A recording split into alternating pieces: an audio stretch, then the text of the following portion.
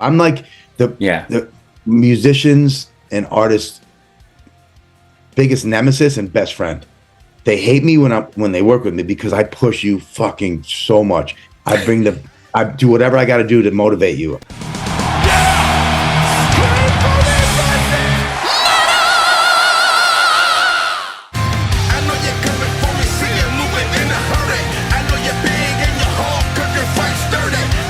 Billy, thank you so much for your time today. You must be busy because we're seeing a lot of news stories that revolve around you flowing our way. It's not just Powerflo, but there's exciting stuff happening for Biohazard as well. But we're going to talk about Powerflo.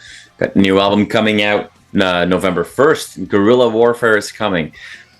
You seem very chill. Obviously, you've seen a million of these. You know, you've seen it all. Is it then also same old? Or is this... under that calm facade, is there some excitement, teenage excitement brewing of a band releasing their second album? Yeah, of course, dude. It's excitement. It's like, because you have to keep under wraps. You know, you create something and then it takes a little while to go through the chains to come out. And now it's finally coming out. So I'm psyched to be able to talk about it. And, you know, Sure. I'm always a teenager. I'm excited. Awesome. Now, I had a chance to listen to the full album already. Now, when a band, for young new bands, it's one thing to release a second album, which is always difficult because, you know, the first album is kind of like your greatest hits collection of, you know, years playing in bars and what have you. And then all of a sudden, there's time pressure. You need to live up to your first debut. For you guys, that's the same, but even more, I would say. Like when you guys came out a couple of years ago now, the scene, you know, was really excited about that. You guys got to play some really big festivals. I think I saw you play Graspop a few years ago. All that kind of good stuff. But there's not a lot of, and I know that nobody likes this label, but there's not a lot of super bands or super groups that even make it to a second album. So did you then feel that pressure as well? Was this a tough one to make? No. I know, man. Jasper, I got to be honest. It's something I love doing. I write songs. That's it. Yeah. I'm a creative. I'm very fluent in my creativity, and I love doing it. There comes a point where those songs kind of, you know, attach themselves to each other and create and kind of jump out at you and say, "Yo!" They slap me in the face, say, I'm a record. See how these all fit? And there was a moment for Guerrilla Warfare that happened. It happens with all my bands and all my songs. But because of that, I don't focus on making a record. Maybe I got off on a tangent there, but that's always been my focus. It makes it so it's not as busy as it is in some aspects, super busy. Right. But when I step back and just look like, you know, like Guerrilla Warfare, I remember everything about making the song, writing it, War Machine, every moment, it all feels like it's yesterday. But then when I get off, you know, I'm going to hit the studio and I'm working on new stuff. So then my focus is there. Mm-hmm. So being able to wear those hats equally and not hindering each other's, you know, job or position. It's like I can wear multiple hats at the same time. I don't have to take one off to do something else. And that's pretty cool. I am a war machine. I am fucking obscene. I am any more thing. I am gonna kill everything. Now, for me personally, as much fun as I had with the first album, because I mean, I'm also like your perfect target audience. I was a teenager in the 90s when I saw, you know, Biohazard play in Brussels. I used to live in Belgium. You know, like, so I saw you guys play then. I saw Cypress Hill there. Christian, obviously. You know, Christian from Fear Factory is our bass player. Yeah, absolutely. Yeah. He's our national pride when it comes to heavy metal music. You know, so I saw all you guys, you know, go through those glory days for, you know, rap rock, groove metal, industrial metal, that kind of fun stuff in the mid 90s. So for me, I'm your nostalgic, perfect target audience for sure. So I was gonna have fun with this, you know, regardless. Well, but I'm also not afraid to tell you that I think the second album is way better. I'm also more of a metalhead maybe than anything else, or, you know, a hardcore kid in the early 90s. And this second album is substantially heavier, which also, not a lot of rappers out there could pull off, having that guttural rap on top of the music. Now, on record, you can do whatever you want with tools, but making it come to life, on a show, few people would be able to bring that performance. Do you agree with me? 100%, dude. Sen stepped up. I'm like the musicians and artists' biggest nemesis and best friend. They hate me when they work with me because I push you fucking so much. I do whatever I got to do to motivate you. So Sen, as a metalhead, which most people, a lot of people don't know him, that he's like one of the biggest. He's got a star on the Hollywood, Walk of Fame. Is a fucking, his favorite bands are like Megadeth and Iron Maiden, right. So he's and Slayer, but so I pushed him and he delivered, and like I did with our drummer and Christian, and the record is, and yes, and I take it as a compliment. I always try to outdo what I did before. Right. You set the bar high and you fucking shoot for the fucking moon and go past that. The second record for every band is the record where you really fucking make a name for yourself. That's when you get a chance, like you mentioned before. The first record is like a collection of all your hits. Right. You threw out all the crap and you kept the best. But the second record you got to make within a smaller window of time, and you don't have the luxury to be able to throw a lot of songs out. So we are blessed on, and I think obviously we're seasoned somewhat, know what we like, and when you said you're our demographic, we're our demographic, so we're the same. We don't write music. I've never written music for anyone else but myself. I know what I like, and when that resonates with somebody else, then it works. If it doesn't, people don't see that. They don't see the fails. They see the successes.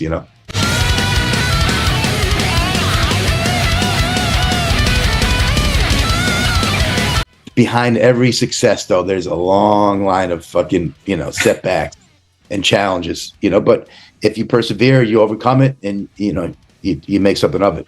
And that's what I do.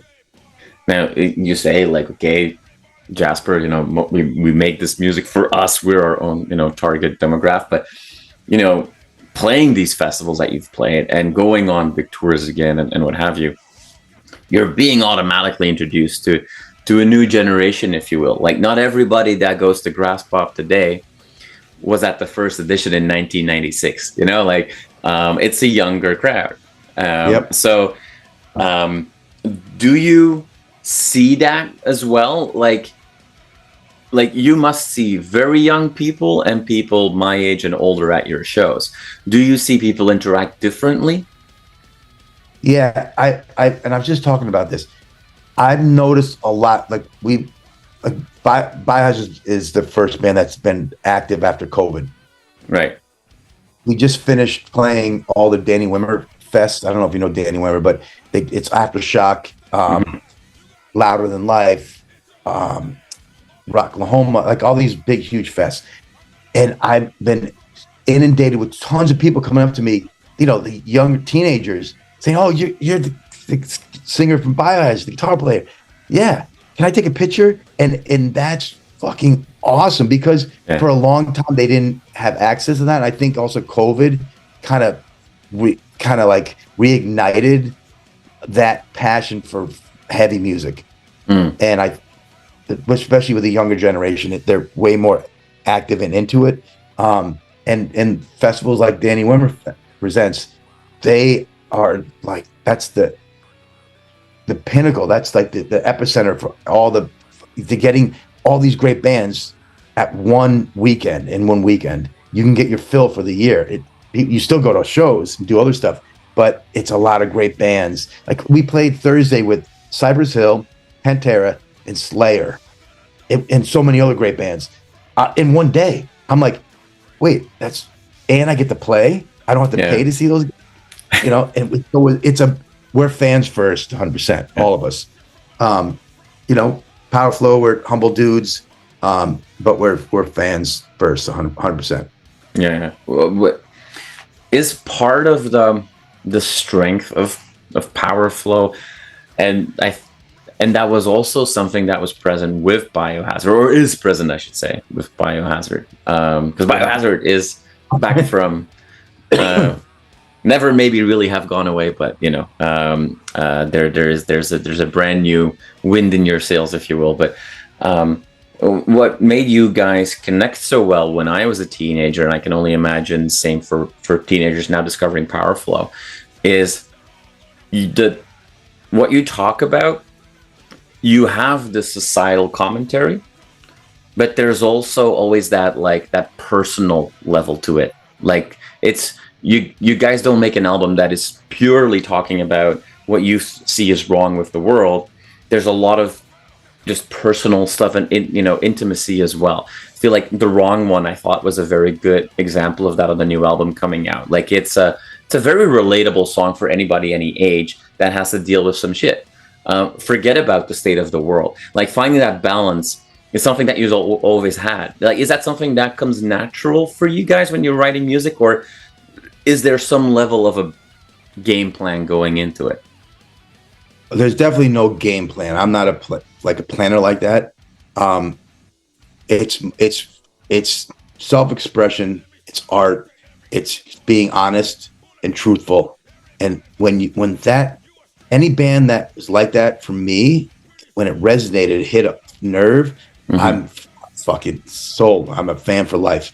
And to this day, it's still the same.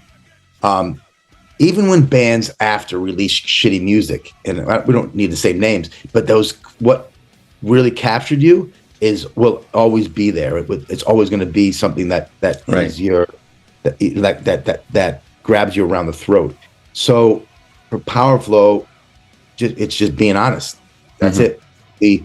When you talk about real world things, real feelings, really real emotions, real experiences, it's something I do in solo, Billy Bio, and Biohazard for decades. That's all I know. It's actually easier. Somebody said to me, "You guys write about a lot of like heavy issues," and I'm like, I said, and I got a lot of love in my life, and I'm blessed with that. But I carried around a lot of anger, a lot of hatred, a lot of aggression from a lot of personal things. My mother died when I was a little kid. But it's actually, I used to say it's hard to write a love song. And I recently realized, and I blasted this out on social media. That's all I've been writing is love songs my whole life. It's about always about something I believe strongly in, and I'm passionate and I have love for. And if it's about Mother Earth or politics and my love for society and the human race, it's all comes from a place of love. You know what I'm saying? Which is weird to say for the dude from Biohazard, that fucking heavy metal band and a rock band and a punk rock band, but it's real.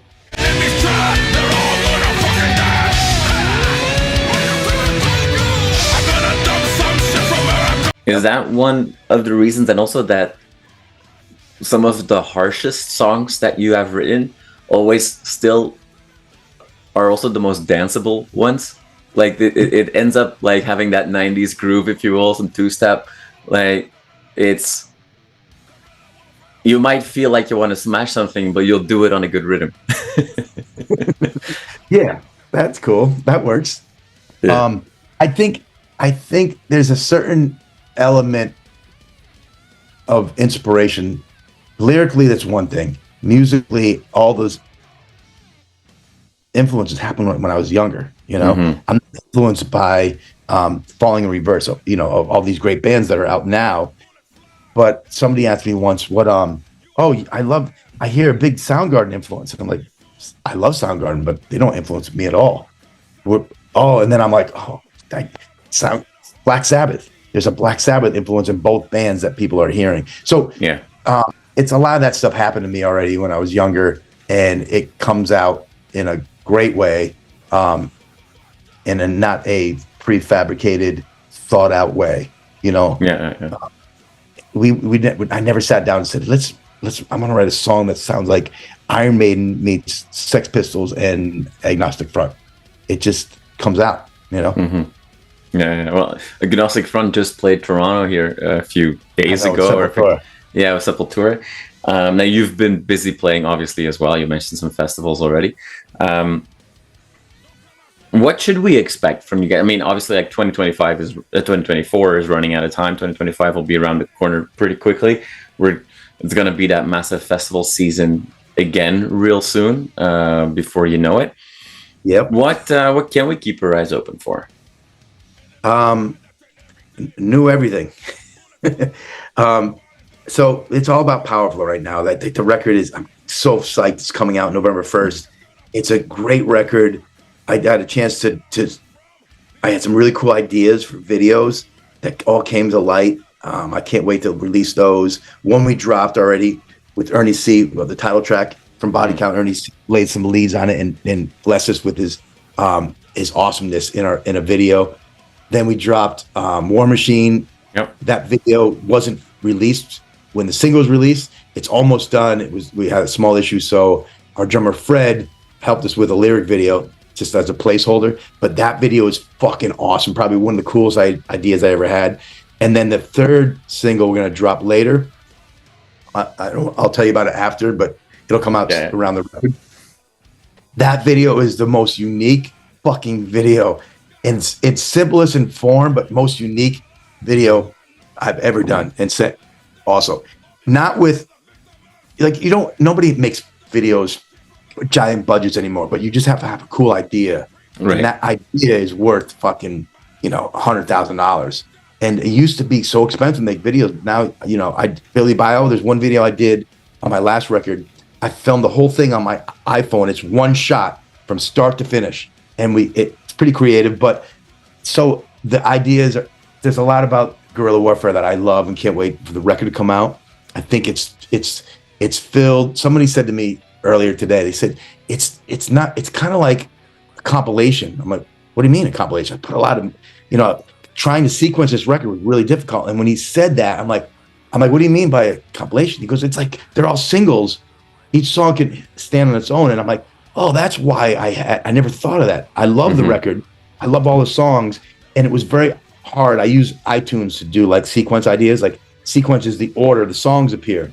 And it was hard to come up with a sequence. I have like 4 on my computer that all work, and I'm a killer. Like that is the first, but there's other sequences of the record where, Headstrong is first. And it all works. And when he said that, it resonated. I'm like, oh, that's why it took a while. And nothing made me go, yes, that's definitely the sequence. Do it. This song first, go second. This is third. Because they all work together. And that's when you got a strong record when you have that issue. So it could be worse problems to have. Here we go. You guys are not 16-year-olds that are going to want to spend 7 weeks in a van anymore. So I assume that we'll see some cool packages. It's funny you say that because somebody asked me, it was a friend of mine who's a pretty awesome booking agent. I was trying to get him to book the band Powerflo at the beginning of the first record. And he said, yeah, these things are great. And I've seen them happen before. Everybody gets along great. You have a good time. You guys have been around the block, and it's not easy being in a van. Is this going to be a one and go thing? I'm like, no, dude, we're in. He goes, yeah, you say that now. I want to see if you have the same opinion, next year after you've been on tour for a bit. And it's here we are on the second record, and Christian and Sen Dog and I survived and made it. The record is what it is. The artwork is as an homage to who we are as creative warriors. We have the battle scars and the wounds, but we still keep on going. We love it, and we're not doing it for the money. We're doing it for the love of taking that creative energy and following it through wherever that seed or however that seed was planted and seeing it through. And that's a rewarding and awesome thing.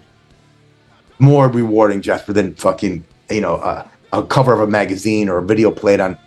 You don't get videos on MTV anymore, but all that stuff. it doesn't mean anything. When I'm dead and gone, 6 feet under, my music lives on forever, and making stuff as best it can be, and releasing stuff that really kind of like sums up who you are as an artist and as a human is awesome. And when it's true and honest, it lives on. You live on forever. I'll never die. This time around, the revolution will be televised. There's no question that could live up to what you were just talking about. So on that motivational note, we'll wrap it up, and we'll keep our eyes open to see those not just those videos, but then those tours, but also obviously all the festival shows that are going to happen in 2025. We'll keep our eyes open for that, and then all the 40-year-olds like me and older people can join the teenagers in the mosh pit, and for one day remember what it was like when there's a big gap between 20 and 40. There's a big gap between 20 and 40, or 18 and 40. But I think what we mentioned this before, when you can relate to a subject, doesn't matter what your age is. You know what I mean? We all deal with challenges every fucking day, whether you're 12 years old, 22, or 52. It's the same shit, and we all need a release for that energy. So I'm blessed to be able to have that opportunity to release that energy and those ideas, because if I held on to them, they'd eat me alive. Yeah, exactly. We just have, our backs just hurt a little bit more the next day. Yeah. I was at Hatebreed last night. I saw Hatebreed, Carcass, which are awesome. Harm's Way and Crypto, who I've been dying to see for a long time. Finally got a chance to see him. And yeah, it'd be great if shows started at 4 p.m. instead of like 8 p.m. But it is what it is. Yeah, for sure. Yeah, it was a great show. They were here in town 2 weeks ago. Yeah, I heard. It was fantastic. It was fantastic. Yeah, it's like you can tell, that you're over a certain age in our community when, a 16-year-old's like, whoa, there's 6 bands playing tonight. And a 40-year-old goes like, oh no, there's 6 bands playing tonight. Anyway, awesome. Well, Billy, thank you so much, man. I really appreciate it. I've been following you, and I've seen you live many times since the early 90s. So this was a big pleasure for me to finally get to interview you for the channel. I hope to see you guys, obviously, not just be at festivals that we'll be at, but come play Toronto as well. We need t-shirts with that awesome cover design for Guerrilla Warfare on it, because that worked out really well. Battle scars and all. Thank you so much for your time. I really appreciate it, and look forward to seeing you in person again. Thank you, Jasper. Thanks for your time and support, brother.